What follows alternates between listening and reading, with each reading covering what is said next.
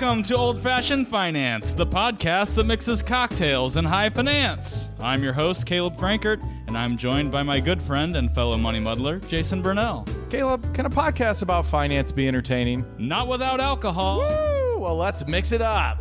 Let's do that. Yeah, let's do that thing. Let's do exactly that. Jason, you're back. I'm here.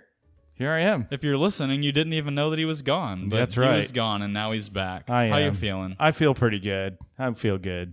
Like a new man. That's funny in so many ways. I guess we don't have to talk about everything on the podcast, but I'm glad that you're back. Yes. I'm glad that you're feeling good-ish. Feel good. Okay, good, Yeah. good. Is this your first drink since your operation? Yes, it's... I'm going to be disappointed. Come into this with an open mind, Jason. I am. Okay? I'm going to try my best because, any drink at this point is going to be great. Hey, guess what? There's gin in it, not vodka. Yeah. So it's... Yes. There's that. Yeah. It might be But there's also... good. There's also... You can't see this at home. He lost his cherry. Just dropped right in the drink. What a disappointment. Oh, that's okay. It's still in there. Okay. Okay. So, Jason, we're talking about, a new cocktail that I'd never heard of until I did a little bit of research. There's got to be a Tuxedo No. 1 out there. I just don't know where it is. We're going to find it someday. We're going to drink the Tuxedo No. 2. Oh, that makes sense. I didn't really go into history on this one, but it's kind of an old-timey one. Definitely. And you know how I know it's an old-timey one? Because absinthe is in the recipe. Womp womp. Which is why you're a little disappointed, I'm sure. We're also going to talk about, on today's episode, number 56, how to prepare for a recession. Dun, dun, dun. So I just have pictures of flames and pitchforks. Yeah. And, bad stuff. I don't know. This is, there's ominous music playing in the background. Yes, cue the ominous music. Jason, preparing for a recession. Are we just fishing for downloads at this point? Absolutely. Come on. Well, we'll get into that in a second. We will, yeah. Let's talk about the booze. We're drinking the Tuxedo No. 2 today. This one requires some stuff that you might not have sitting around at home, so let's get right into it. The first step of this cocktail is where I lost Jason. A quarter of an ounce of absinthe to rinse. So everyone knows absinthe is, it's black licorice. Yeah. It's we'll go back and forth on how to pronounce it. Anise. It's not nice. Disgusting. We've used this maybe one other time on the podcast. It's always a rinse. Yeah. Because it's strong stuff. It is. It's actually interesting fact about absinthe. So this runs at 62, 65%, somewhere in that range. Right. The reason absinthe was so dangerous in the past was it was made with wormwood. Yeah. And they weren't allowed to do that for a while. Guess what? Wormwood's back. Oh, really? It's back. I didn't know this. Yeah, they're making it with wormwood. It's, from what I can understand, heavily regulated and tested, of course. Jeez. To make sure that it doesn't kill you. Right. Or really, more than anything. So that's the bad part. Yeah, hallucination. Hallucination was a big thing. And right. then what you do when you're hallucinating, right? Yeah. So wormwood, I don't think we're going to hallucinate, but just in case, I've locked all the doors and closed the windows. So, okay, a quarter of an ounce of absinthe just to rinse. 2 1/4 ounces of gin. Okay. Yeah, that's definitely needed for recessions. Half an ounce of white vermouth. Here's where I wonder. I put dry vermouth in there. Right. We have Carpano. A quarter of an ounce of maraschino liqueur. We use Luxardo. Yep. So you might not have that one laying around either. That's kind of tough to find here in Ohio. 4 dashes of orange bitters.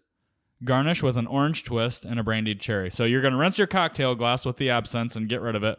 The best place for it. Down the drain. And then you add all of the other ingredients into your mixing glass or your shaker. Yeah. And stir it up, mix it up, whatever, and then strain into the cocktail glass. This is a cold drink. Yes. Yeah. It's a cold drink. Yep. So we're not drinking it on the rocks. We've strained into a cocktail glass. It's nice and frosty. Let's try it out, Jason. I know you have your conceptions. Let's see. What do we think here? I hope I'm pleasantly surprised. Oh, that's not that bad. Hey, I like it. What the heck? I downright like that, Jason. Huh. Okay, so get a little bit of the licorice-y. There's a little burn at the end, down in my. Is it kind of like the Kentucky hug you get from bourbon, from whiskeys? Yeah. Either you know that or what? since it's my first drink in a while, it might be a That heart could attack. be. That could be. The maraschino liqueur, which also has a little bit of that licoricey flavor. I'm getting the sweetness, though. You know what? That's shockingly good, actually. Don't think I would have pulled the absinthe out of there, actually. No, because I think that's actually where that little Kentucky burn is coming from, down in the kind of in the stomach a little bit. I like it. And I think there's a little bit of that juice from the Luxardo cherry dripping down. Yeah, that's sweetening it up a little bit. 4 dashes of orange bitters. Well, we like orange bitter. I mean, I guess there's some makings. We like gin. Well, I think it's offsetting that bitter, though. It is. And actually, it's taking some of the pininess out of the gin, which I'm a fan of. But this is a good drink. I'm surprised. This is, back when they knew what the heck they were doing with cocktails. I like this, Jason. Yeah. We're going to have to remember this one. Cool. Huh. If you're trying it home. Wow. I had so many preconceived notions. Yeah. Hey, a little bit of absinthe goes a long way. I think the Luxardo maraschino liqueur is what's making this drink, actually. Yeah. We had both of these ingredients in a brandy cocktail a while back, and it was just okay for me. I think this is the drink that it belongs in. Well, it makes sense. We like gin. Yeah. Cool. Awesome. All right. Let's move on to the finance topic. Yeah. How to prepare for a dun dun dun. All right, so first let's throw a disclosure out there, Jason. We're not calling for a recession here, right? No, we're not. I mean, there will be a recession. I mean, sometime in the next decade. Probably. Yeah, most likely. When was the last recession? Well, 2020. Yeah, technically speaking. Yeah, I mean, it's a really short one, but so definition of recession is pretty. I mean, there's variation. Two quarters of negative GDP. Yeah. Consecutively. Yeah, right? I mean, and we had a negative GDP number. Breaking news. Yeah. Beep beep beep beep Yeah. beep beep. We heard that today. Yeah. Yeah. So we have 1 quarter in. Yeah. So I mean, this is just like headline. Definitely trying to pull people in. Recession is scary, a scary word, but yeah. Before we embark, I guess what I'd like to say is recession is something that people worry about because and let's not call, I don't even really call the March 2020 the COVID recession. I don't really even look at that like that was self-induced, right? Sure. We shut things down and we forced that upon ourselves. We knew going in that this was going to be a technical recession. But I think what everybody worries about is the last real recession that we saw, 2008, 2009. Sure. The Great Recession, and not all recessions are built that way, right? No. Not all are alike. Yeah, I mean, I think here where people, know and kind of the common sense was alarming, all the money that we sent to people during the COVID shutdown, there's consequences to that. And so I would argue about Wait. You're saying there are consequences to printing 40% more money than what's already in circulation and just sending it out? When you put money into people's pockets, they tend to go out and buy things. Yeah. And so, I know I did. Yeah, sweet new COVID boat, man. Disclaimer, I did not buy a boat. I think that the consequences are kind of coming home here now, and the chickens are coming home to roost. That's right. And so you could argue that this is maybe a bit manufactured as well, but how we deal with it is really the key. Well, and how we dealt with this last one was kind of how we dealt with 08, 09. Sure. So we're using the same playbook. And, I think as financial advisors, we've said, at some point, inflation's going to set in. Right. At some point, we're going to have to deal with this. Rates are going to have to go up. We might be sitting at a crossroads. I'm going to place my foot squarely in my mouth here. Awesome. I'm not calling for a recession this year or maybe even next year, I guess.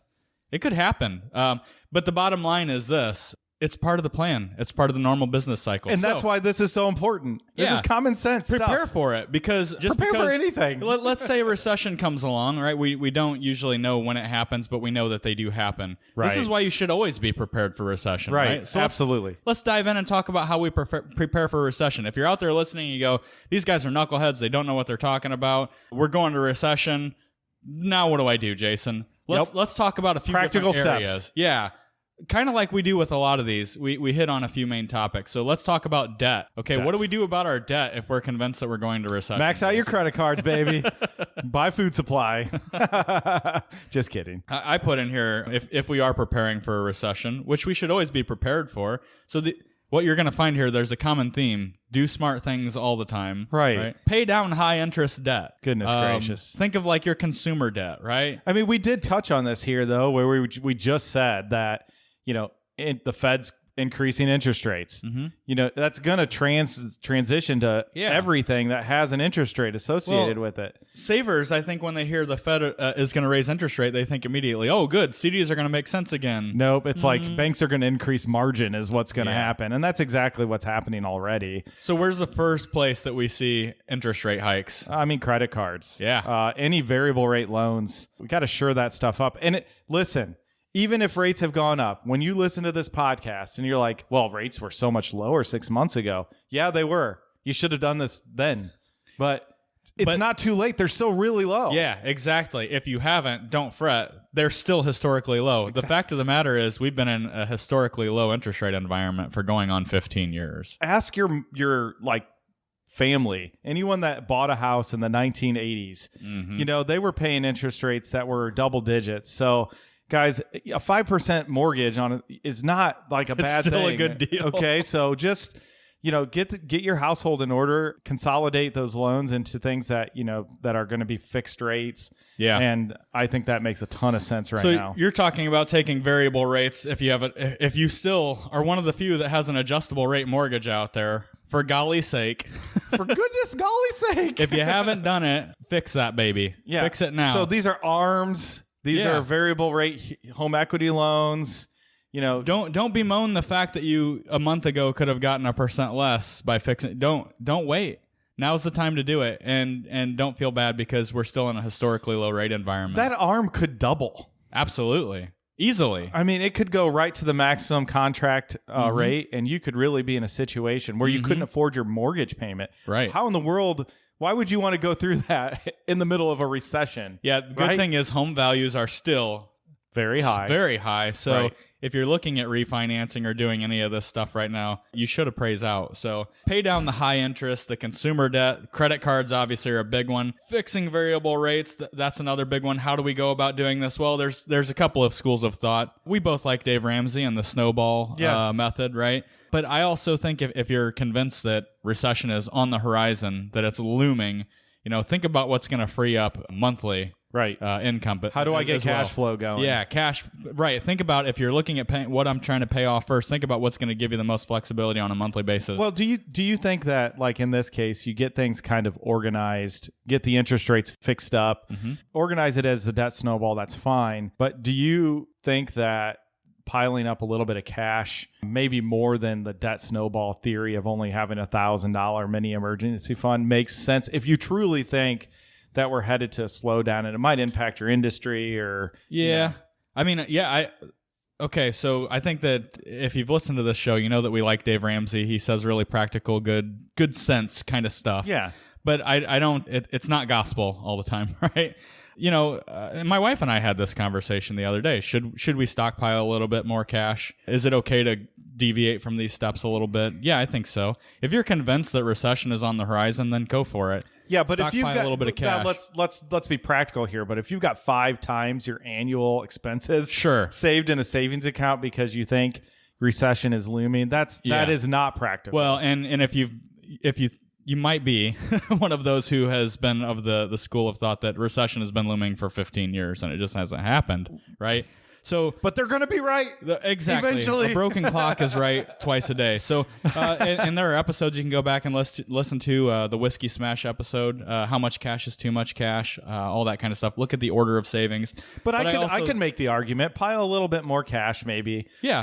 Take your maybe $1,000 emergency fund and maybe build it to like $4,000 or $5,000. You have to be able to balance that though with, do I want to sit on more cash, or if I plop it down on what's left of this car loan, can I knock out $600 of cash flow? That's right. On a monthly basis too, right? For sure. So that's extremely valuable because I think what everybody's concerned about in a recession is jobs, right? Yeah, cuts, sure. layoffs, and things like that. So yeah, that's a good segue, Jason, into the next area here, which is kind of reevaluating the budget, right? I think that this is, if you've listened to the podcast, you've listened to us talk about budgeting, you know that that's a living, breathing thing. Yep. and I had a phone call with a prospect earlier today, and we were talking about setting up a budget. Now, what I told him is what you don't want to do is think that, I'm going to set this budget up and this thing is going to be the same, and now I can check budget off the list. Yeah. It's something that you work with, that you reevaluate, you go back to on a monthly basis. It's a be living, prepared. breathing thing. Be prepared to be wrong. Oh, yeah. Like you're going to have to make adjustments. It's usually the dollars that don't have a name that end up getting kind of out of hand in a budget situation. They turn into going out to eat or buying a really good deal on a used guitar that somebody might have done. You know what? It's better than money in the bank at this point, Jason. Okay. The value of that guitar has gone up 20% over the last 2 years. So. Okay. Okay. That's a different episode. Yeah, exactly. Sorry, man. I think looking at the budget again is essential. So again, something that's common sense, that's practical all the time. Is revisiting the budget. And I think looking at locking that thing down and reevaluating and prioritizing items in the budget, right? So this is something that we talk about a lot of times. Getting rid of silly subscriptions, that's an easy one right off the top. There's tons of them. Look, I had a gym membership for 2 years, and I didn't want to go in and cancel it because of the shame that went along with it. But if I'm not using it, why am I paying for it? So when was the last time you used that gym membership? Yeah, apparently just being fat is enough. It's not enough shame. So that's part of me prepaing for a recession. I'm storing reserves. I right? understand. Yeah. Think about it, though. And not loving Taco Bell. That's it. I will never not love Taco Bell. And that's actually recession friendly. Okay. Think about your streaming services, right? Right. We all kind of jump around. I haven't watched Netflix in months because there hasn't been anything good or worthwhile that's new to Netflix. So I just cut Netflix. What about Prime? Everybody and their mother has a Prime subscription. You got to reevaluate. Does it really make sense to pay now? What is it? $130 and will it help a year? Yeah, I mean, and for free shipping, right? But you got to remember, you're spending money, right? But you're spending money on Amazon.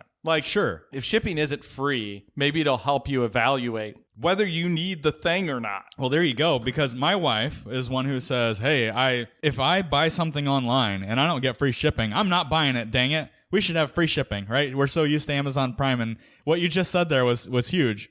Well, does that just make you evaluate, do I really need this? Am I willing to pay for shipping? Right, exactly. Because we're really willing to pay $130 a year for Amazon Prime for free shipping. That's right. So reevaluate those kinds of things. Whatever yours is. Maybe it's Spotify. Maybe, I don't know. Maybe it's satellite radio or something like that. There's a pile of subscriptions that most families have. I mean, that's usually a quick way to cut $100 out of the budget. Right. My wife and I were talking about maybe the Disney Plus thing needs to go, or, cut your cell phone bills, if you have kids on your plan, maybe move them to a fixed, really small, data plan. They might not love you as much anymore, but they'll get over it. That's what psychiatrists are for later. So they'll probably be better for it. Exactly. Yeah. So, I mean, there's just so many areas in your budget that I know you can cut. Don't go out to eat as much. Yeah.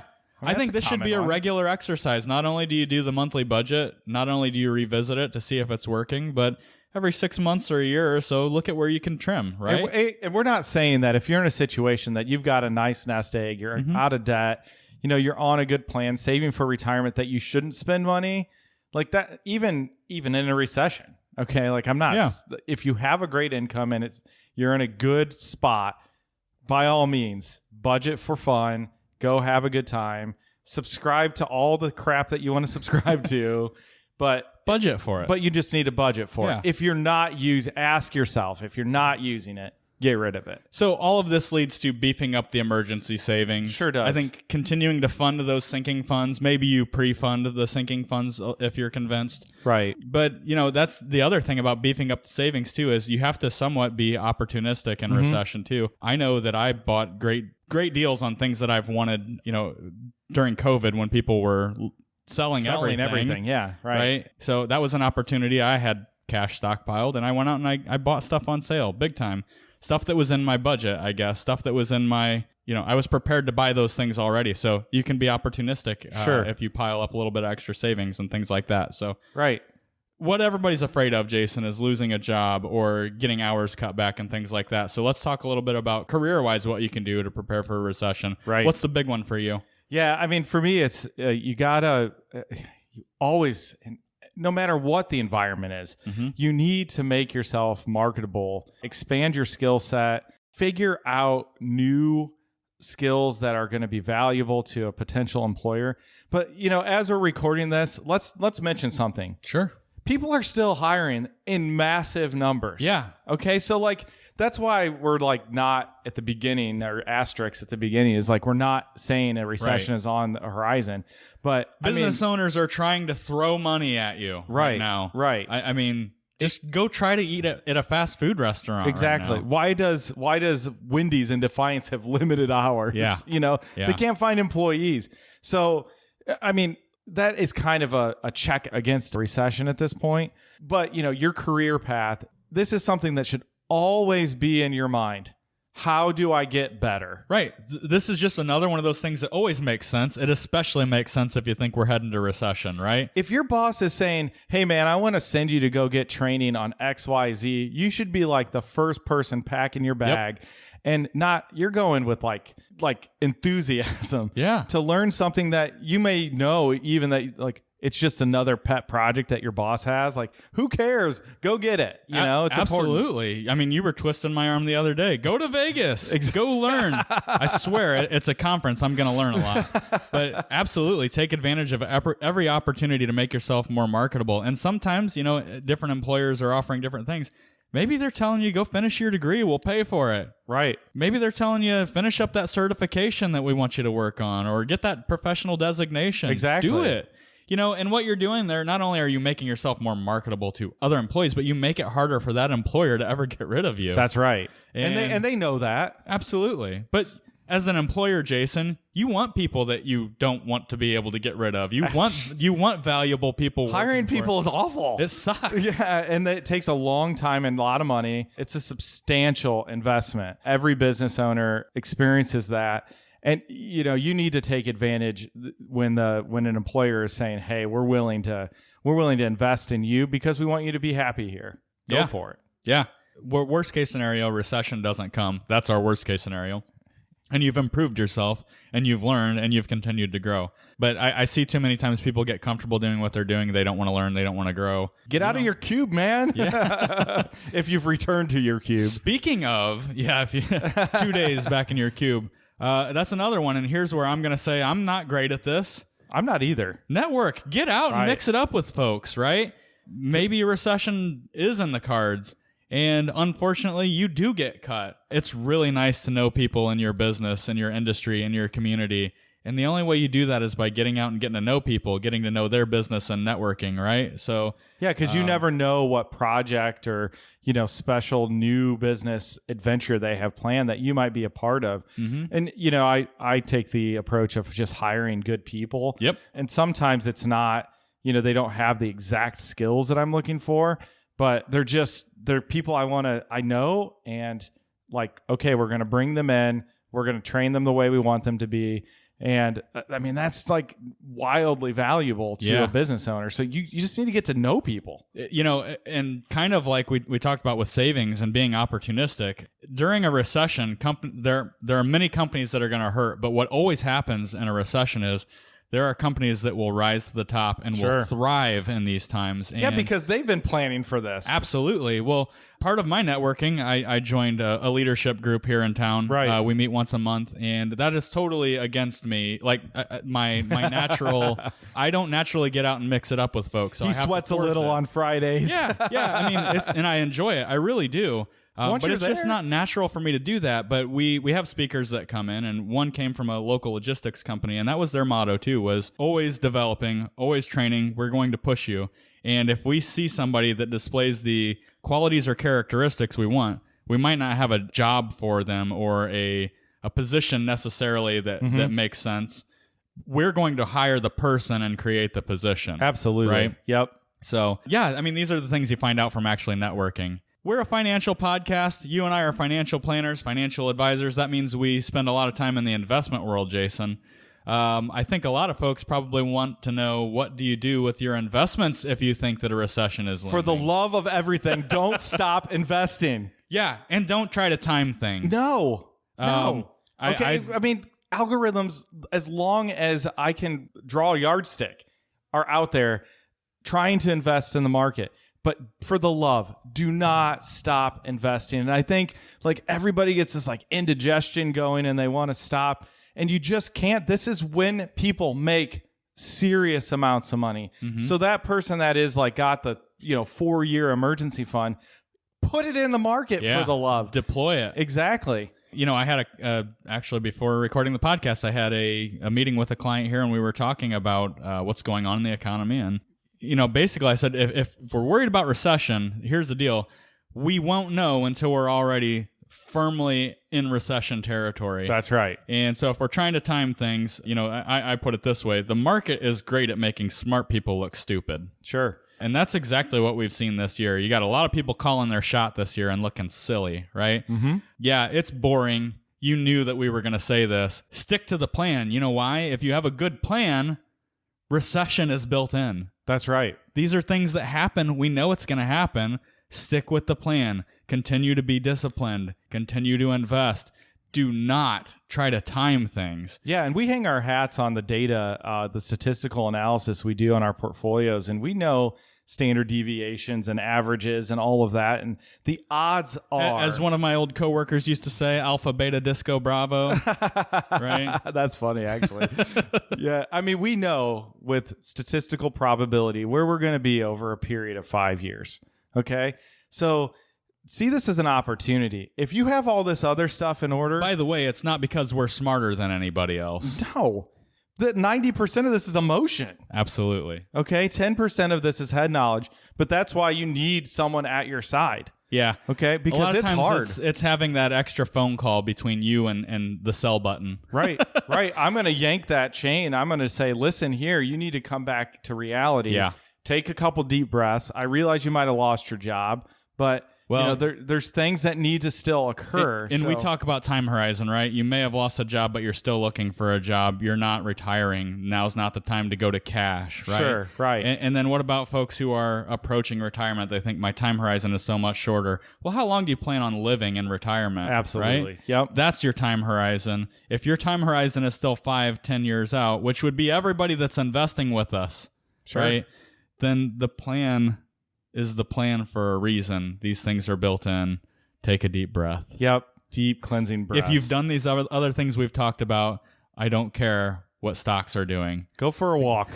We know what they're going to do. If it doesn't come back, it'll be the first time ever. I always say that again. Absolutely. This was a fun one, Jason, but we got to wrap it up. So thanks for having a drink with us this week, folks. It's time to close out the tab. If you have a question or a topic you want addressed on the Old Fashioned Finance podcast, be sure to email us at podcast@bluejfg.com. We'd love to hear from you. Don't forget to share the show with someone you love or just someone who needs a little money muddling themselves. You can stay up to date with all of the latest action by following us on Facebook. Old Fashioned Finance is brought to you by Blue Jay Financial Group, that's bluejfg.com, and produced by Podastery Studios. We've been your hosts, Caleb and Jason. Cheers. Woo.